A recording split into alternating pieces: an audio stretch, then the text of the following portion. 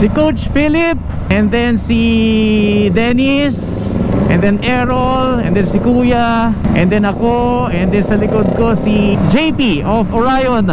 On our way to Moto Town. Dito lang daw siya sa may C5 Pasig area. Actually, first time namin lahat doon.